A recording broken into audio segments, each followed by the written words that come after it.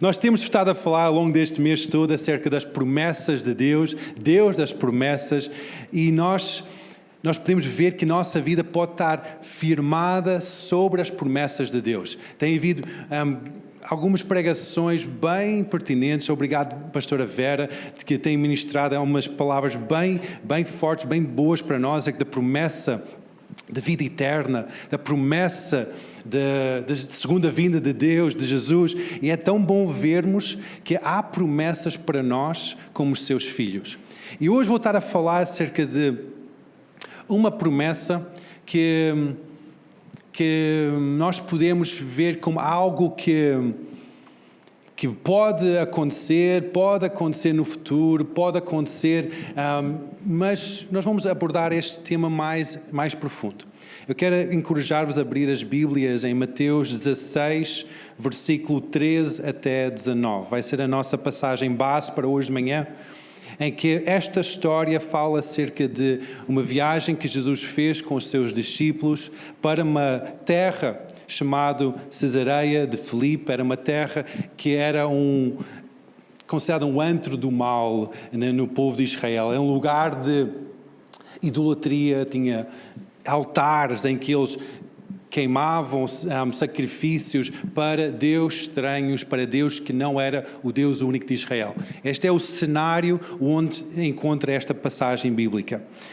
Versículo 13, Mateus 16, 13, diz assim: E chegando Jesus às partes de Cesareia de Filipe, interrogou os seus discípulos, dizendo: Quem dizem os homens ser o Filho do Homem? Esta é a pergunta que Jesus faz aos seus discípulos, e sempre que nós sabemos que Deus é o conhecedor de todas as coisas, quando Ele faz uma pergunta, Ele sabe a resposta, não é? Ele sabe todas as coisas, então é aquela pergunta que é uma pergunta que é aquela rasteira. Então Ele está a fazer esta pergunta para saber o que é que está no coração dos seus discípulos, porque Ele já sabe a resposta. E diz assim: E eles disseram, os discípulos estão a responder, uns dizem João Batista. João Batista já tinha morrido naquela altura, então era uma espécie de manto de João Batista, aquele poder ou unção que João Batista tinha. Então, alguns pensam que tu és a reencarnação ou a manifestação de João Batista. Outros dizem Elias, porque eles dizem que antes de chegar o Messias, vinha alguém com o poder de Elias, com a unção de Elias a ministrar, a mover, para preparar o caminho, dizem Malaquias. Outros dizem Jeremias, ou um dos profetas. E Simão Pedro, sabemos que Simão Pedro era aquele homem que tinha sempre a palavra na ponta da língua, sempre aquele coração cheio de fervor. Ele respondia, às vezes, antes de pensar. Simão Pedro, respondendo, disse: Tu és o Cristo, o Filho de Deus vivo. Esta expressão, tu és o Cristo, isso significa que tu és o ungido, Filho de Deus vivo, significa que não és um homem qualquer, és alguém divino, mas alguém ungido de Deus. Então, por outras palavras, Pedro está a dizer: Tu és o Messias, quem nós esperamos, o ser divino aqui nesta terra. E Jesus respondendo disse-lhe: Bem-aventurado és tu, Simão Bar-Jonas. Bar-Jonas significa, Bar é filho de Jonas. Então diz: Bem-aventurado és tu, Simão, filho de Jonas, porque tu não revelou a carne e o sangue, mas o meu Pai que está nos céus. Pois também eu te digo que tu és Pedro, já não é Simão, é Pedro, que sobre esta pedra edificarei a minha igreja, e as portas do inferno não prevalecerão contra ela. Aqui está a promessa: as portas do inferno não prevalecerão contra ela. E eu te darei as chaves do reino dos céus, e tudo que ligares na terra será ligado nos céus, e tudo que desligares na terra será desligado nos céus. Esta passagem, durante a história, traz alguma confusão, e até nós vemos em umas igrejas grandes, umas catedrais grandes, nós vimos a estátua de Pedro com umas chaves. em que nós vemos que Pedro era o primeiro líder da igreja, em outras palavras, o primeiro Papa, por isso que até o centro no Vaticano é o Capela de São Pedro, e nós vemos que pessoas pensam que ele é o primeiro pastor da igreja, o fundador da igreja. Isto é uma forma de interpretar isto que eu acho que é a forma errada, porque eles estão a agarrar nesta expressão que Jesus está a dizer que eu vou edificar a minha igreja sobre ti, Pedro. De uma forma literal, que é sobre a tua pessoa eu vou te exaltar e vou firmar a minha igreja, sendo tu o primeiro pastor, o primeiro homem encarregue, e sobre a tua liderança eu vou firmar a minha igreja. Uma outra forma de ver isto, é uma forma que eu concordo mais, é uma forma de ver que a declaração que Pedro está a ter é uma declaração de uma revelação divina, em que ele está a dizer que tu és o Cristo, o Filho de Deus vivo. Sobre esta revelação que Cristo Jesus é o fundamento da igreja, é o iniciador da igreja. Sobre essa revelação e, em outras palavras mais abrangentes, sobre a pessoa de Jesus, a igreja é firmada. E sobre essa pessoa a igreja vai crescer. E depois diz que as portas do inferno não vão prevalecer contra essa igreja. Agora, nós sabemos que as portas são algo que é usado para defender, para limitar o acesso, o avanço. Não é algo não é como um tanque ou uma espada que avança, mas é algo de defesa, uma forma de defender. Nós temos portas grandes para defender o acesso de pessoas estranhas aqui neste espaço.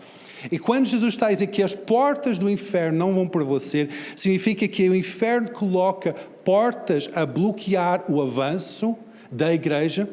E a própria igreja, que é firmada sobre a revelação que Jesus Cristo é o Filho de Deus vivo, tem a incumbência de avançar, tem aquela responsabilidade de avançar, vai sempre avançar, mas o inferno vai colocar barreiras, portas para a igreja não avançar.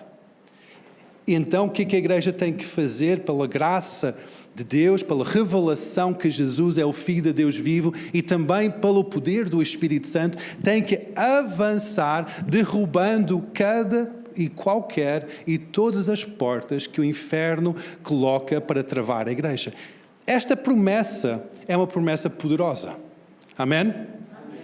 Vocês estão a acompanhar? Esta promessa é uma promessa poderosa, porque significa que a igreja não vai ser travada por forças diabólicas, forças de portas que podem bloquear o avanço da igreja. Isso é uma promessa incrível.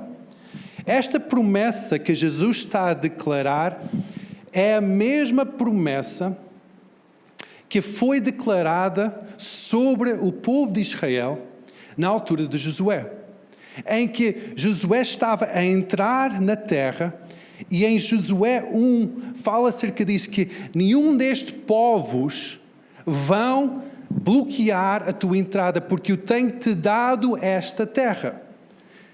Cada um destes povos estão a habitar esta terra, têm colocado fortalezas, portas para bloquear o avanço do povo de Israel, para habitar a terra de Israel, a terra prometida por Deus para Israel, e esses reinos, esses povos não vão conseguir travar o avanço, porque Deus já tinha dado essa terra. Essa mesma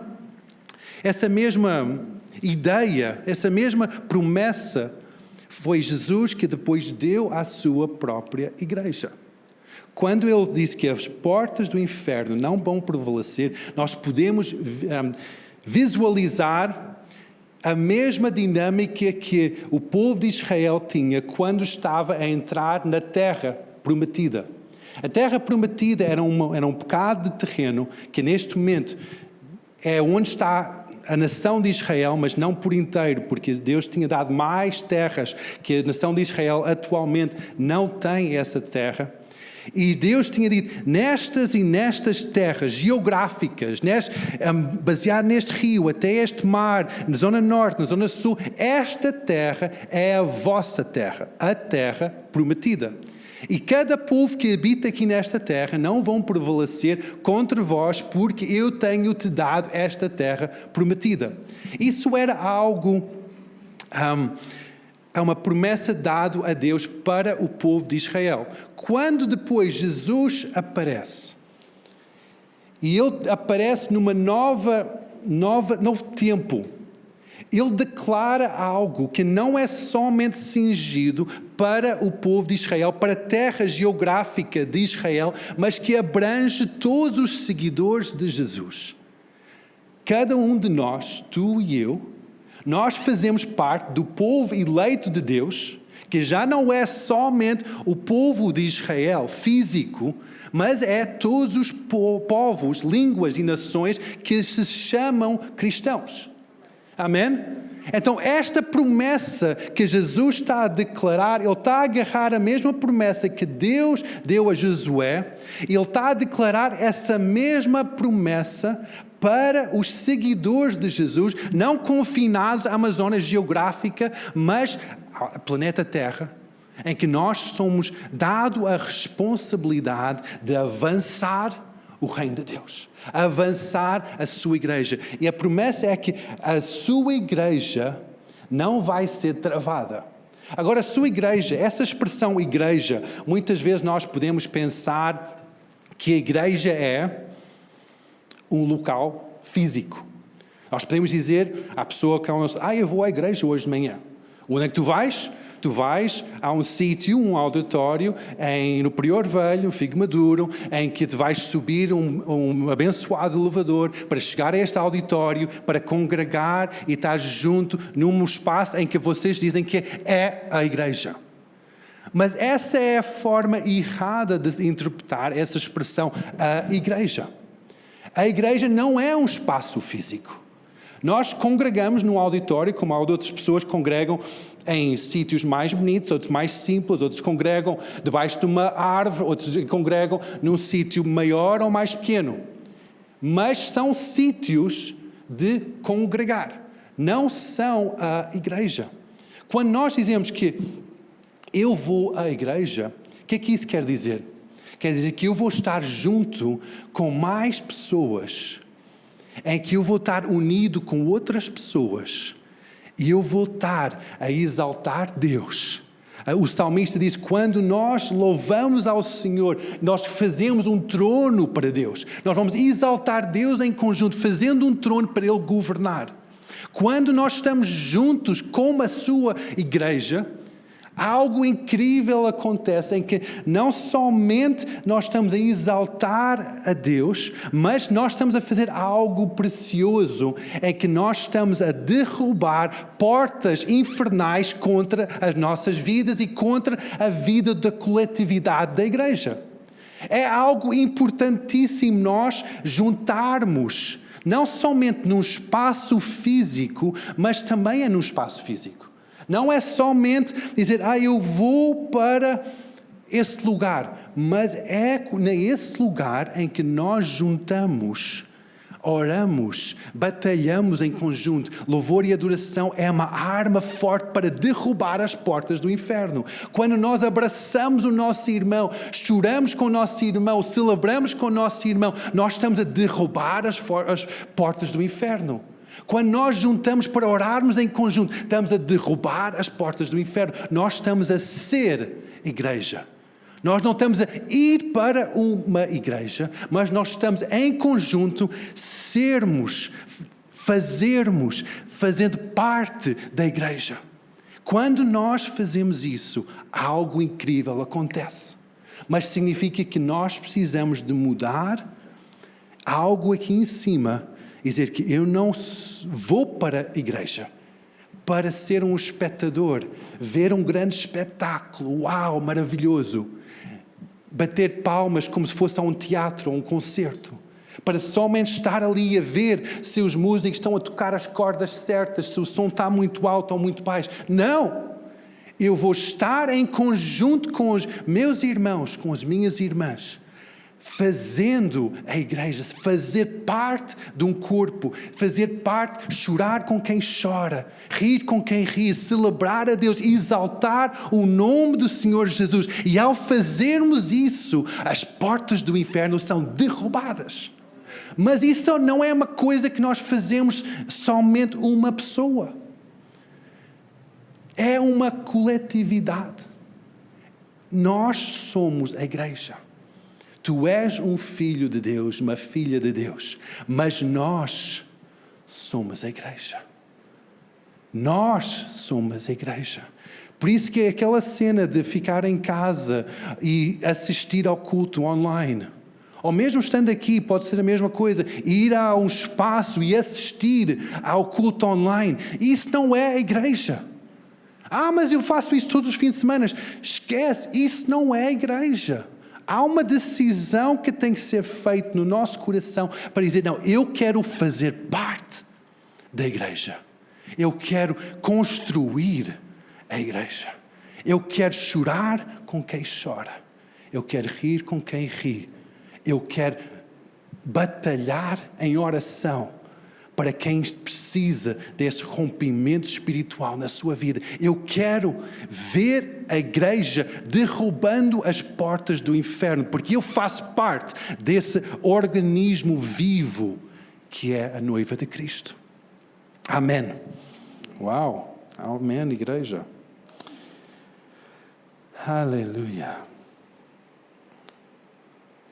Agora, quais são algumas destas portas que o inferno coloca perante nós, tanto coletivamente como também individualmente?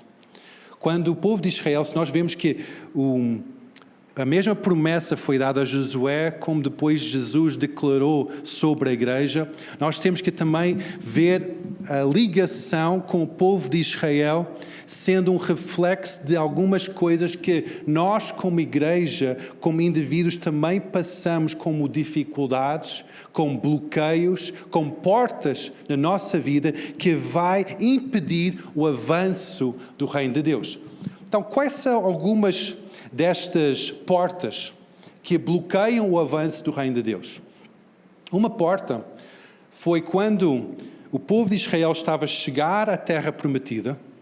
Eles enviaram 12 espias para a terra, viram que aquela terra era maravilhosa, tinham frutos enormes, era uma terra luxuosa, tinha grande agricultura. 2 espias declararam em fé que vamos lá porque Deus está conosco. 10 declararam em medo, nós não vamos conseguir. Então a primeira grande porta, o bloqueio que nós enfrentamos é o medo. É quando nós olhamos mais pelas circunstâncias do que olhamos para Deus. Medo é algo que trava, paralisa a nossa vida. Pensa na tua vida profissional ou académico para quem está a estudar. Tu podes querer ser uma voz ousada de cristianismo na tua zona profissional ou académico. Tu podes dizer, eu quero ser um cristão verbal, um cristão ativo. Mas depois tu chegas lá e começas a ouvir a conversa, começas a ouvir o que é que está a passar à volta e dizes, não, eu vou fazer exatamente o que os outros fazem. Eu não consigo ser um testemunho. Eu vou rir com as piadas sujas, eu vou até talvez dizer uma geneira, talvez mentir, eu vou entrar na mesma onda dos meus colegas e eu vou passar assim despercebido. Eu sou igual a vocês. Medo. Primeira porta.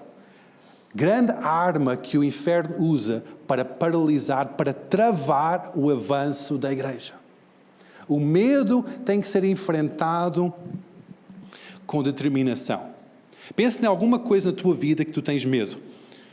Uma coisa que eu tenho medo, que eu não gosto mesmo, é de agulhas.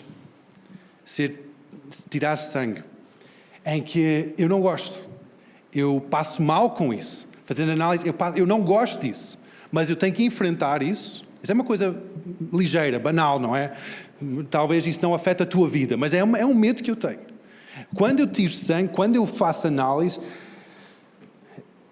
eu tenho que enfrentar esse medo. É difícil. Agora, vocês podem dizer, eu tenho medo disto, tenho medo de aranhas, tenho medo de cobras. Ok. São coisas que é que nós fazemos para enfrentar o medo?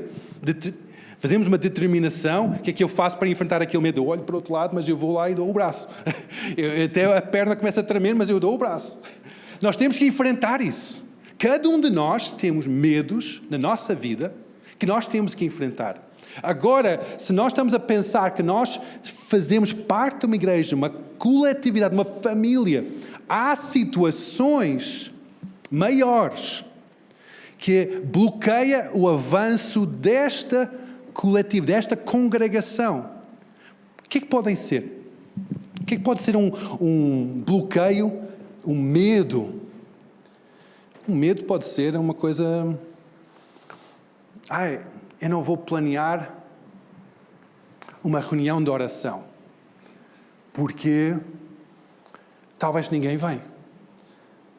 E depois, do outro lado, recebem o aviso, há uma reunião de oração, eu não vou porque há muito trânsito. Eu não vou porque vai ser uma seca. Eu não vou porque vai aparecer 2 ou 3 pessoas. O medo de não avançar o reino de Deus de uma forma coletiva.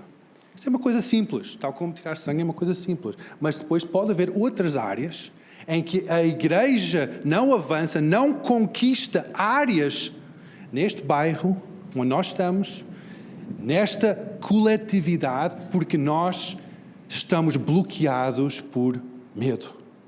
Primeira, são todos 3 que eu consegui identificar de uma forma rápida. Outra barreira, outra porta é confusão. Quando há más companhias.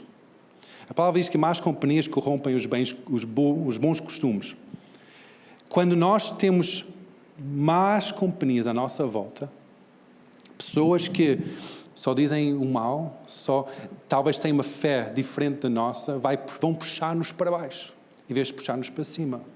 Se nós somos rodeados de pessoas, de ambientes que sejam ambientes que não agradam ao Senhor, nós vamos ser levados pela aquela desagrado, para aquela forma que não vai agradar ao Senhor. Isto no povo de Israel era, em outras palavras, era idolatria. Eles viam que os povos à volta adoravam ídolos para abençoar as colheitas, para abençoar o ano, para abençoar as famílias. Então eles dizem, olha, vamos adorar esses ídolos também.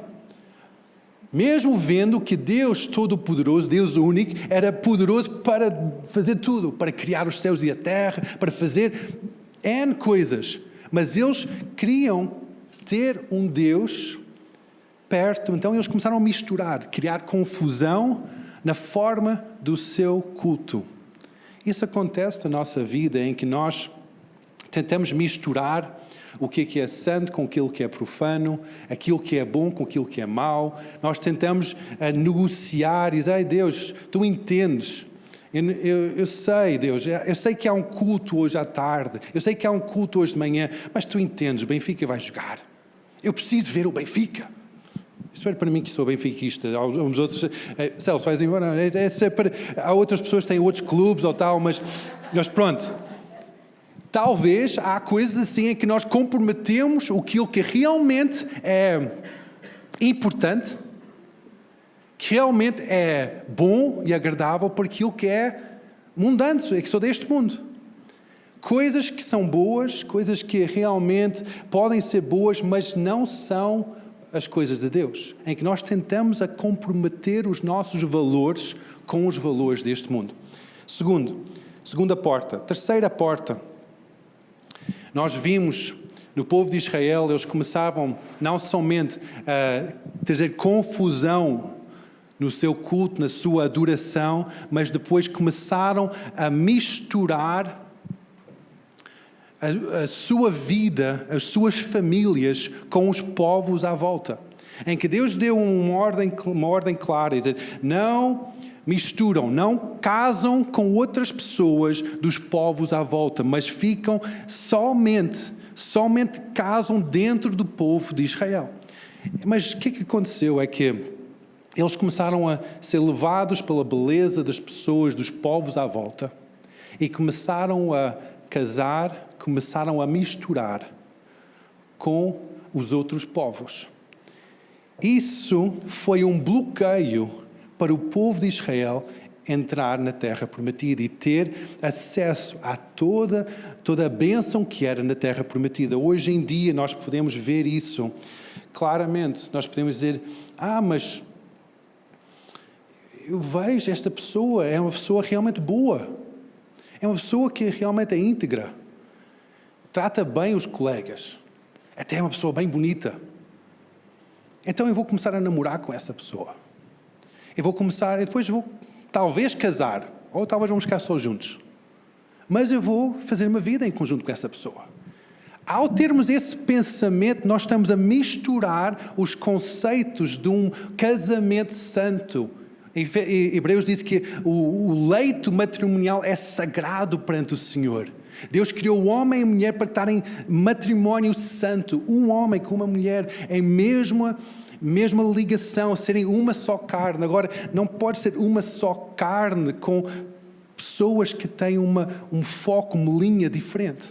O que é que isso quer dizer? Que quando nós encontramos pessoas que podem ser boas, podem ser honestas, até podem ser bonitas, mas se aquela pessoa não é cristã, não é completamente dedicado a Deus, nós vamos estar a misturar-nos com os povos à volta e coloca uma barreira para entrarmos na terra prometida, coloca uma porta para tomarmos posse das bênçãos e da herança que Deus tem para nós. Nós somos o povo santo de Deus, por isso nós temos que nos manter santo. Quando vem uma pessoa bonita atravessar o nosso caminho, Jesus vai um pouco mais longe e não diz que não podes entrar em relacionamento com essa pessoa, mas não podes até olhar com luxúria para essa pessoa que passa. Que isso abrange tudo. Abrange não somente a área de entrar em relacionamento ativo com aquela pessoa, mas é de cobiçar aquela pessoa. Fisicamente, mas hoje em dia, nos nossos aparelhos, nós temos pessoas que passam à nossa frente e nós temos a possibilidade de cobiçar N pessoas virtuais, em que nós estamos a misturar-nos com este mundo em imoralidade. E depois nós perguntamos, Deus, mas eu faço parte da tua igreja. Ao domingo eu levanto a mão, Deus, por que a minha vida está bloqueada? Porque as portas do inferno, há uma porta grande que chama-se imoralidade. E tu estás a deixar que essa porta fique ainda maior perante ti, porque estás a alimentar essa porta. Não estás a enfrentar essa porta com determinação, sendo a igreja enfrentando em conjunto essa porta e derrubando essa porta. Isto é claro para vocês? Amém? E deste lado, é claro? Amém? Então são estas três portas que eu consegui identificar no povo de Israel. A primeira porta é o medo, a segunda porta é a confusão, a terceira porta é a imoralidade. Três grandes portas que nós podemos ficar bloqueados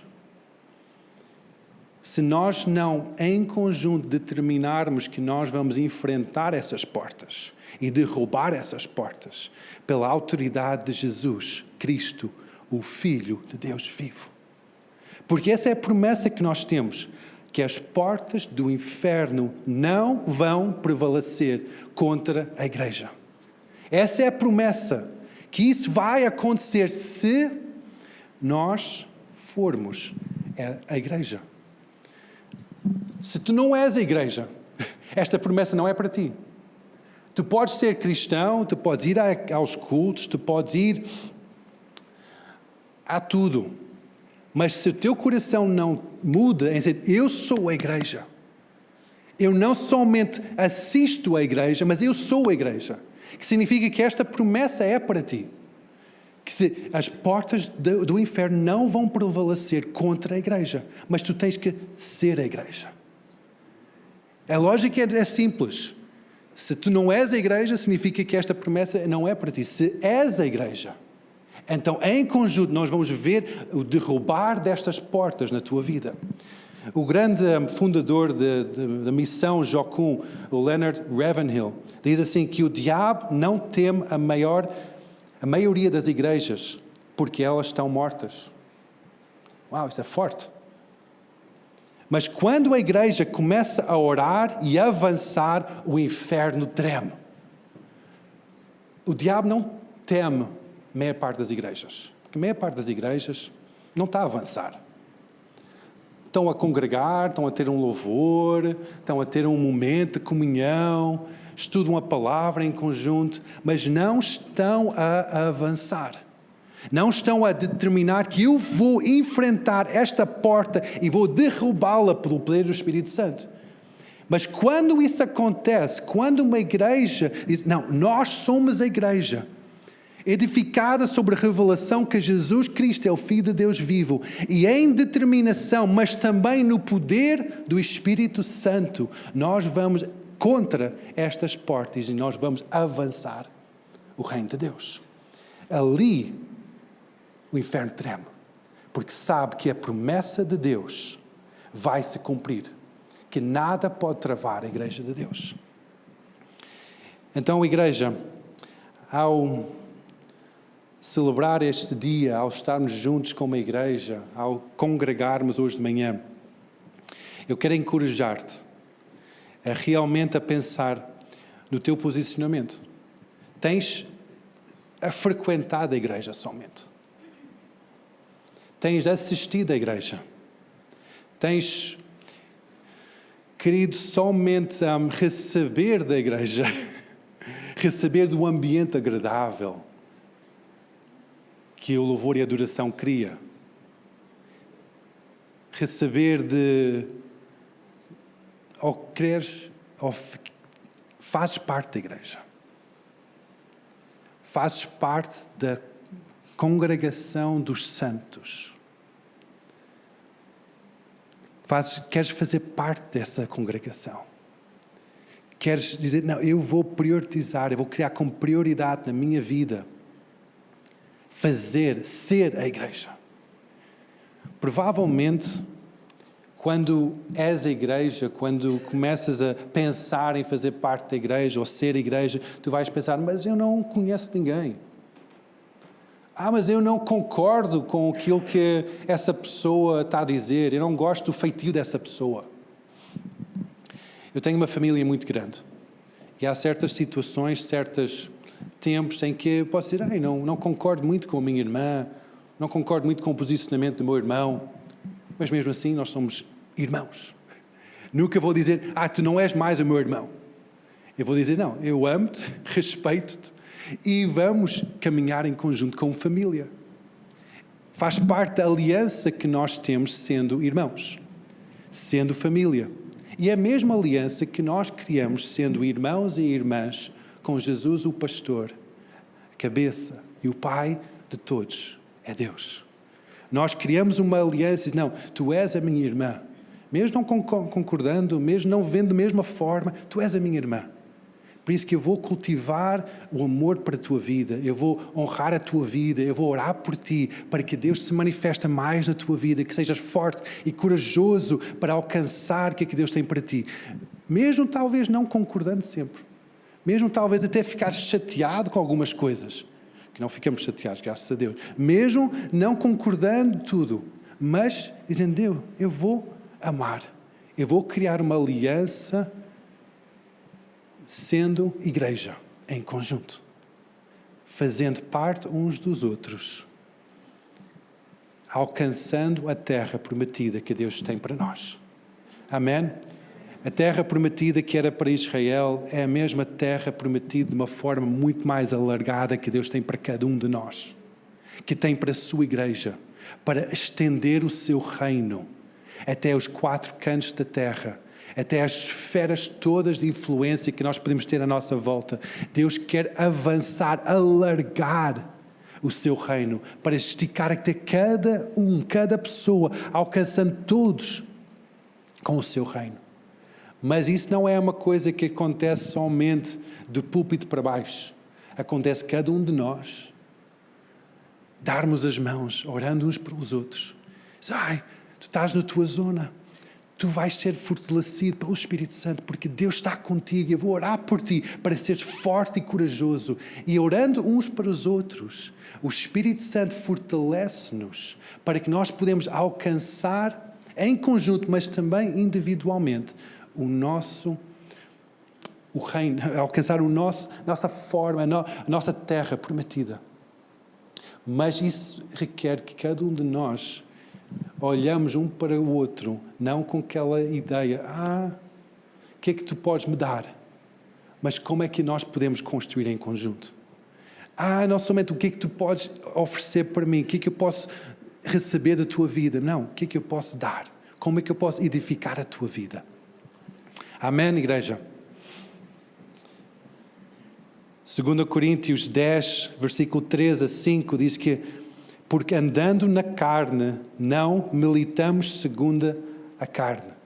Porque as armas da nossa milícia não são carnais, mas sim poderosas em Deus, para destruição das fortalezas, destruindo os conselhos e toda a altivez que se levanta contra o conhecimento de Deus, e levando cativo todo o entendimento à obediência de Cristo.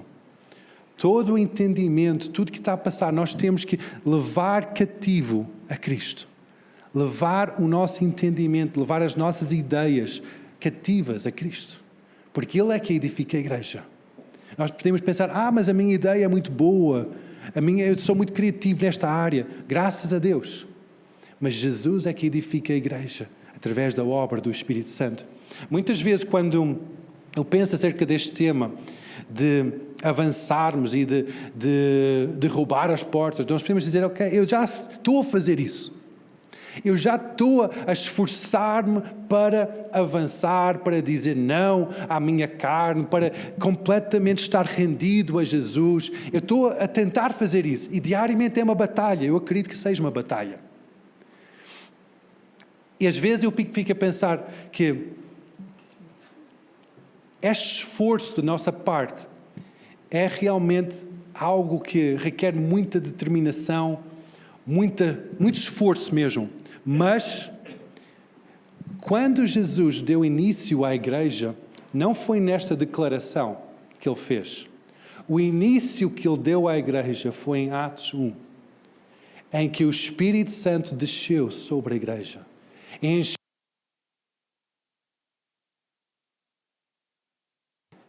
Alô?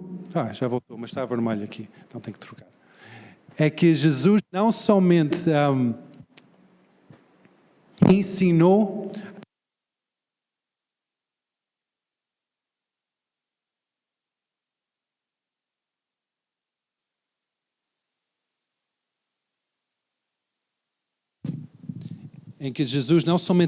aos seus discípulos o caminho, não somente pediu-lhes para terem determinação e obediência, mas ele prometeu que ele ia enviar um ajudador que era o Espírito Santo.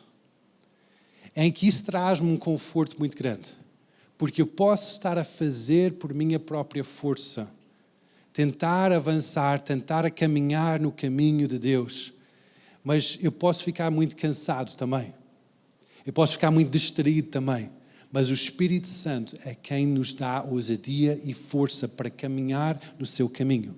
Por isso que se hoje de manhã tu estás aqui, estás nesta batalha de seguir o caminho de Deus, de enfrentar os desafios que estás a enfrentar na tua vida, mas estás cansado, hoje eu também encorajo-te para receber um novo alento, uma nova capacitação através da pessoa do Espírito Santo.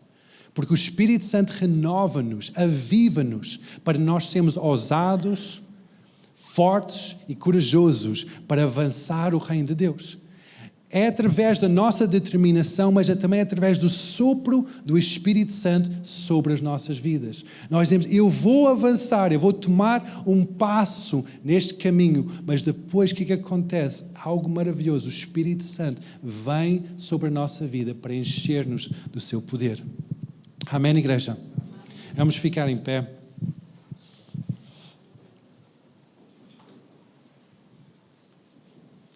Peço ao grupo de louvor para subirem também. Esta passagem de Mateus 16, 18 é a nossa terra prometida, em que nós somos prometidos que a igreja vai avançar. Então, hoje de manhã eu quero encorajar-te a pensar um pouco sobre isso, a refletir sobre isso e pensar, será que tu fazes parte da igreja? Será que tu és a igreja? Será que tu estás a edificar a igreja? Ou tens só assistido à igreja? Visto a igreja entrar e sair? E hoje encorajo-te para tomar uma decisão de seguir Cristo, mas também uma decisão de ser a igreja, de abraçar um povo e ser a igreja em conjunto. Enquanto o grupo de louvor vai tocar, faz só esta decisão no teu coração, não precisas de vir cá à frente. É uma decisão entre ti e Deus, em que tu só reconheces o estado do teu coração. Talvez ao pensar nisto toquem vários botões de tristeza, de desapontamento, até mágoas do passado por causa das experiências na igreja, com pessoas da igreja, em que ao fazer parte da igreja, ao determinar de dizer, eu quero ser a igreja, talvez tu tens que enfrentar estas coisas e tens de dizer, não, eu vou enfrentar esse medo que eu tenho. Eu vou dizer, não, eu não quero mais isso da minha vida. Eu vou perdoar essas falhas humanas e vou dizer, não, eu quero fazer parte da igreja de Cristo. Eu não quero viver mais por mim, só para receber, só para ver acontecer, mas eu quero ser, quero fazer parte. Então, com os teus olhos fechados e a tua cabeça reclinada, só faz esta oração. Jesus, eu quero fazer parte da tua igreja. Eu reconheço que tu és o Cristo, o Filho de Deus vivo. Tu és quem edifica, quem constrói a igreja. Tu és o pastor da igreja. E eu quero fazer parte disso. Faz essa oração nas tuas próprias palavras, se é da tua vontade.